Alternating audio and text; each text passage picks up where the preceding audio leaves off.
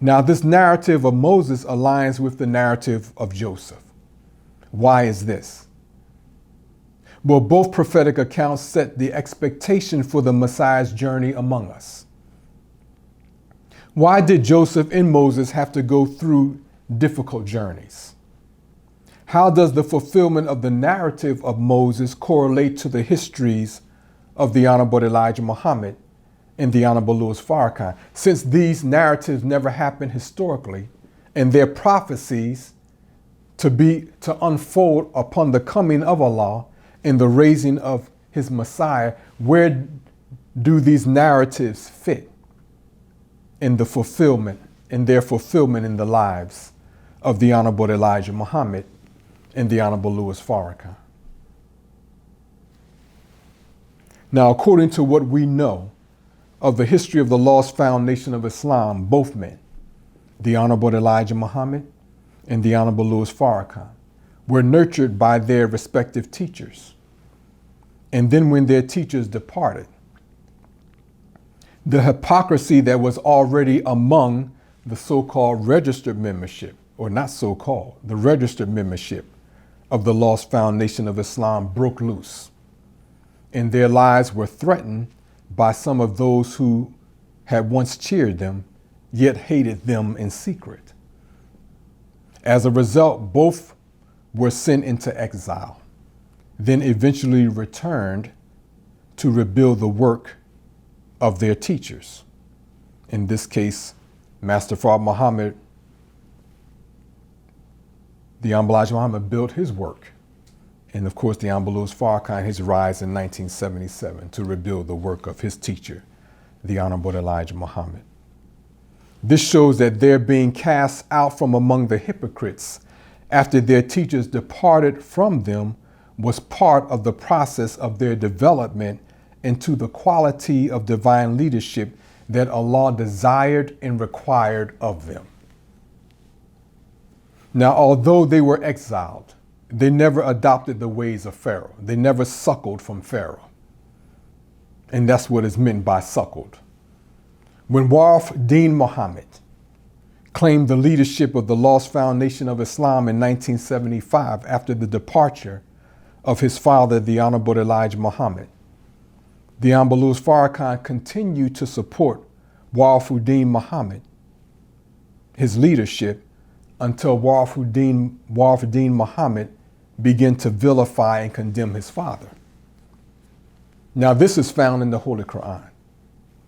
When he began to do that, the Honorable Louis Farrakhan, in his own words, departed from his fold. Not at first to do something that competed in words against Warif Deen, but just to slip quietly away, as he said he did. Well, again, this is found in the Holy Quran, where it states, Moses said, "What was thy object, O Samiri?" He said, "I perceive what they perceive not.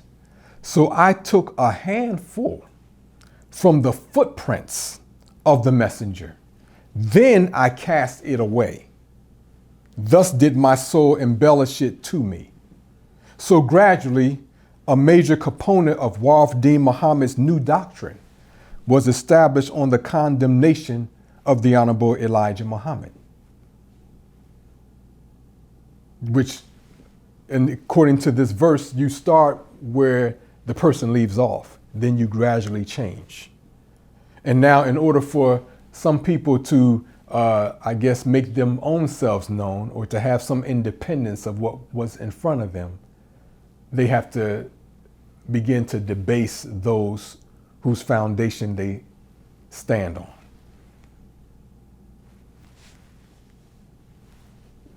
Well, the Honorable Louis Farrakhan never acquiesced to the doctrine of Warif Deen Muhammad that condemned the Honorable Elijah Muhammad. So again, he quietly slipped away from what was known at that time as the World Community of Islam in the West, and not as the Lost Foundation of Islam. Warif Deen Muhammad changed the name.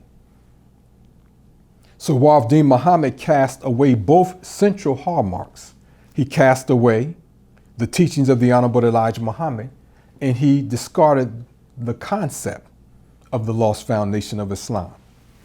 So when the proper time came around, the Honorable Louis Farrakhan merely had to pick up both from the dust without ever having to condemn Warif Deen Muhammad's world community of Islam in the West and later the American Muslim Mission, that he renamed it. He never had to condemn that. He only had to lift up what he discarded, what the Samiri cast away. Now, while the Honorable Elijah Muhammad and the Honorable Louis Farrakhan were briefly in exile, Pharaoh, again, the U.S. government and the synagogue of Satan, misperceived their spiritual condition.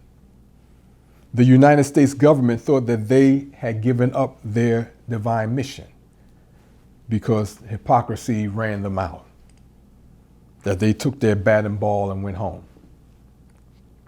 The U.S. government thought that it had conquered them through the outbreak of hypocrisy that it fomented.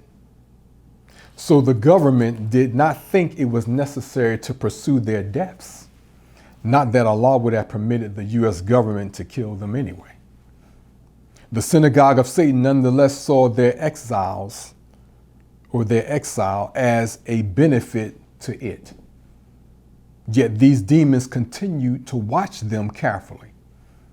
As such, it is expected that these satanic demons have likely recorded or documented what appear to be events that substantiate their fall from grace. And this is especially the case regarding the Honorable Louis Farrakhan's exile from February 1975, if you would, to September 1977.